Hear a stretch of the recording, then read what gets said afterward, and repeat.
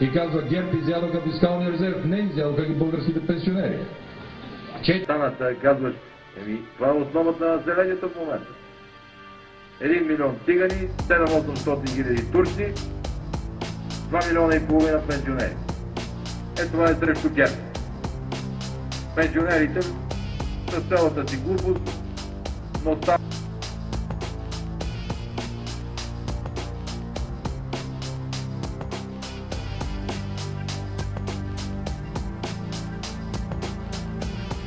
Лекарите ми харесват, Лекарския съюз често ми иска оставката, от началото на мандата може би 20 пъти са ми искали оставката, така че аз отдавна съм претръпнал. Те са смешни, ние сме показали, че не се плашим от руснаците, нито от определени компании, нито от такива големи енергийни гиганти. И ако трябва, пак ще ги пляскаме. Ние би трябвало да сме в, ако не тройката, поне петицата на Европейския съюз. Българската банкова система е всъщност най-стабилната в Европа в момента. Има най-голямата ликвидност в цяла Европа. Предлагаме лихвите върху... Те лихвите са дохода от депозит. От депозит с същата ставка, с която се облагат всички останали доходи.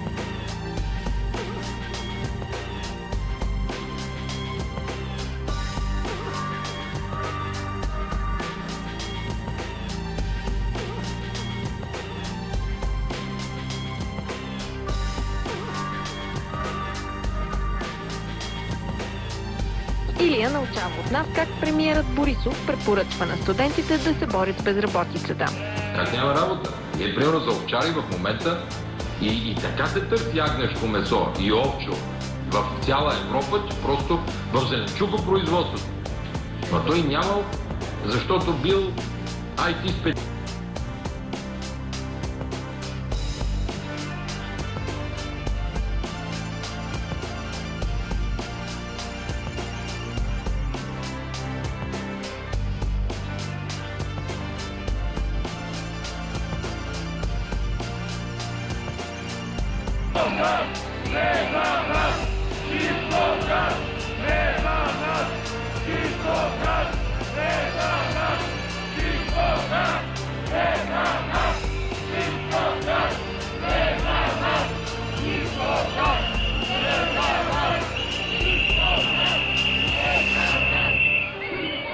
Масови протести срещу монополите имаше днес в цяла България. Над 100 000 души излязоха по улиците на 24 града в страната, за да протестират срещу високите сметки за ток и парно.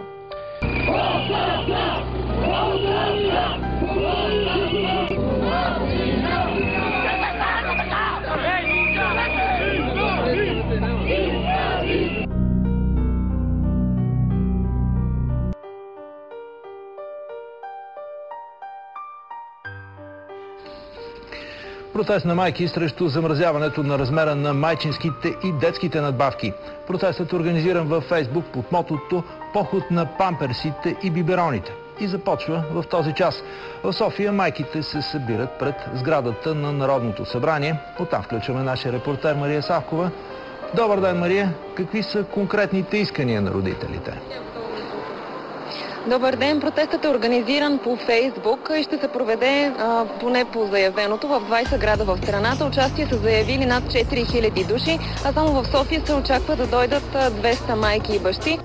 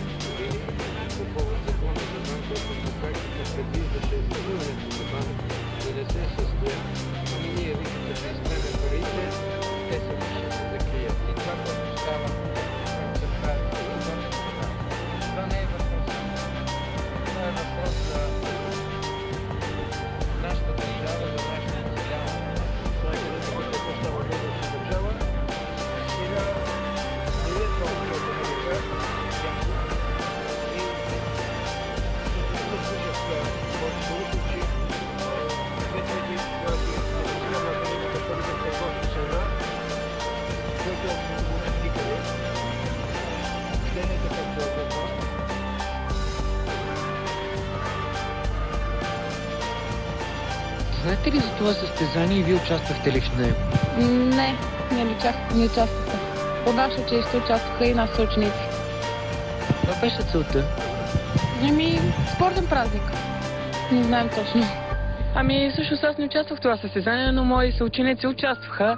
На колко години си? От моя клас възраст 12-13 години имаше и по-голями, от нашите ученици.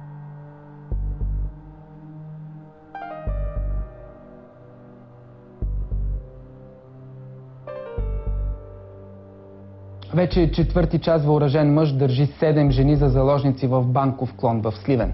Нападателят се опитал да ограби филиала на Инвестбанк в центъра на града, стрелял и ранил в рамото 42 годишен охранител. Заложниците са служителки на банката. В момента банката е обградена от части на специализирания отряд за борба с тероризма. Те се ръководят на място от главния секретар на МВР Калин Георгиев. Психолози от МВР правят опит да влязат в контакт с похитителя. На няколко пъти до момента от банката се чуват серия от изстрели. Златко Баретата идва в съдебната палата вече 4 години. За първи път тази сутрин той решава да влезе от тук. Така, както влизат всички граждани, които искат да получат правосъдие. 4 изстрела обаче спират пътя му на входа. Стрелецът го дебне от апартамент, намиращ се от другата страна на булеварда.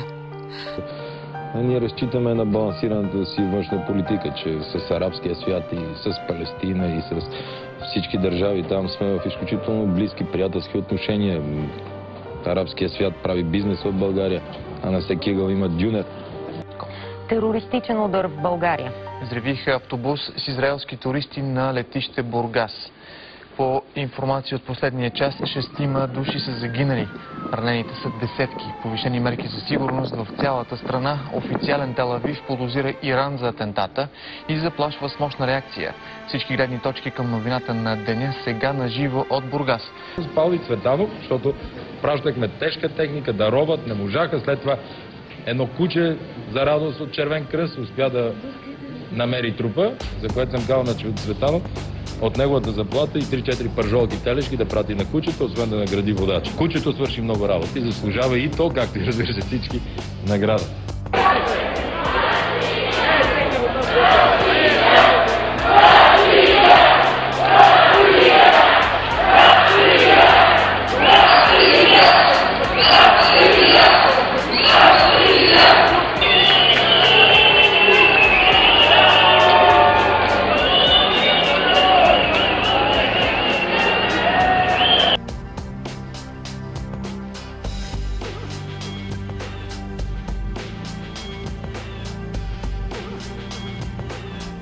Доведените дъщери на Бойко Борисов.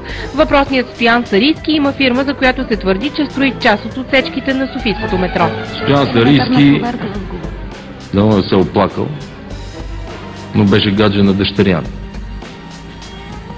И я заварих плачеща една вечер и го набих.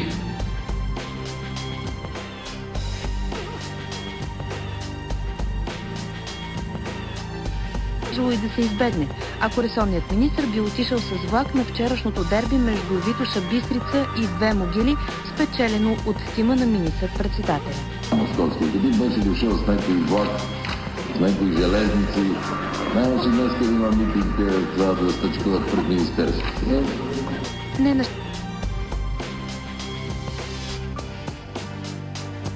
Премиерът Бойко Борисов обяви пред медиите в Министерския съвет, че е приел оставката на здравния министър Божидар Нанев и вече е готов с името на неговия заместник. Още нямало да го съобщи обаче. Една минутка да ми отделите. Може ли? Не.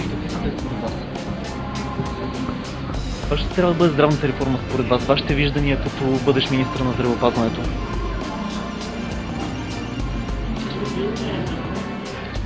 Много сте красива. Нека да се засмея. Да. Искам за смяна да ме покажа. Всички са отказали от това предложение на Министерството. Само ще се усмихвам. Нищо повече. Не. Добре, аз се смея хубаво. Господин Борисов много държи на сега ще го чуете. Аз точно за това съм излязла, за да кажа за конгрес.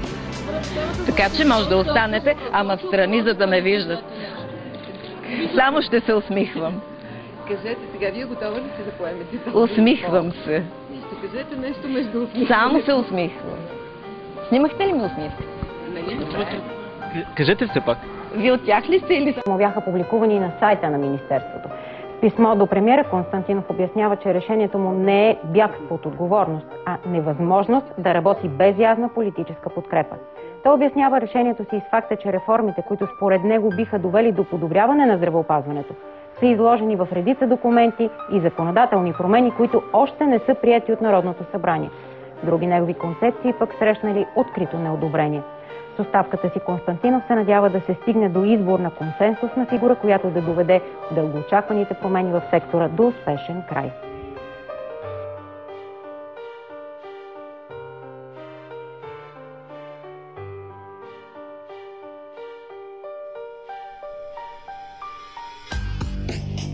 Три години условно с 5 години изпитателен срок постанови състав на Софийски районен съд за бившата шефка на фонд Земеделие Калина Илиева.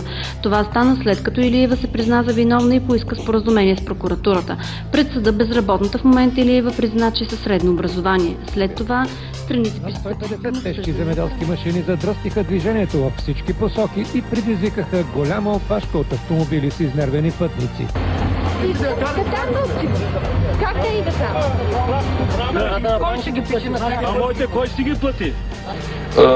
Питахте ме за хляб, питахте ме за картофи. Моето семейство, откакто аз се помня, от дете до ден днешен, картофи не е купувал. Винаги сме си ги съдили, копали, гледали и не сме ходили в Плотенечук да си купиме. Нито майка ми, нито баща ми, нито баба ми, нито аз. Обаче... И мога да ви кажа как се съдат, ако не знаете. Не. Трябва да се стоят на тъмно, да кълнат, след това малко с мотиката се копае, слагат се и толкова пустеещи земи, всеки може да си насади. Не е сериозно министър-председателя да се обръща към сънародниците си с идеята, че за това, че са обезлюдени селата сте прави.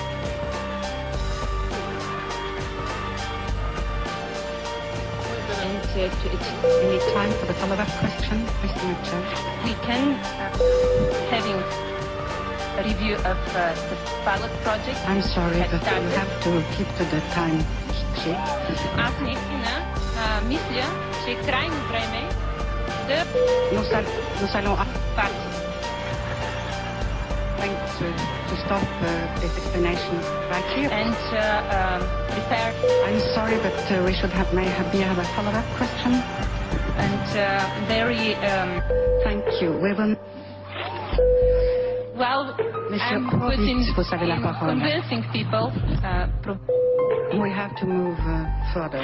These are also so the higher. Руменчо, имам чувството, че ще сънувам този звук.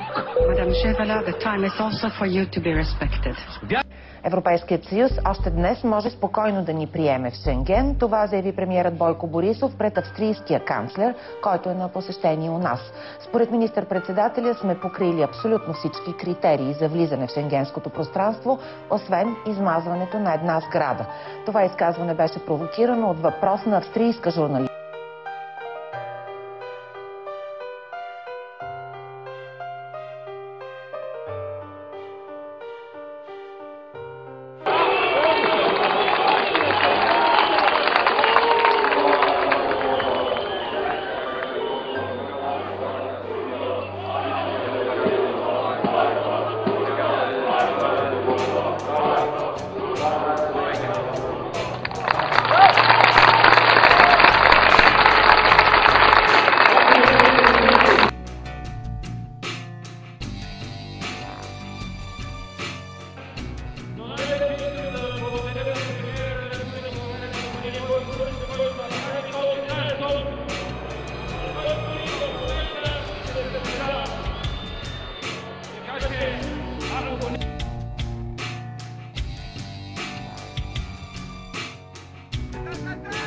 Скандалът в парламента започна след като за пореден петък питането до премиера защо футболният отбор на бистришките тигри е летял с правителствения самолет не...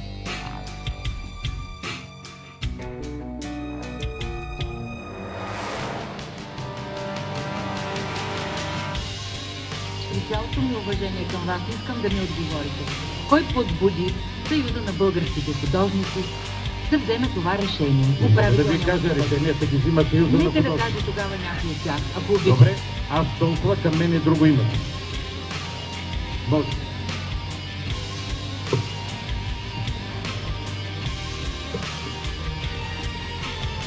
Силвестър Сталон рисува и прави изложби и продава по 50 000 евро една картина.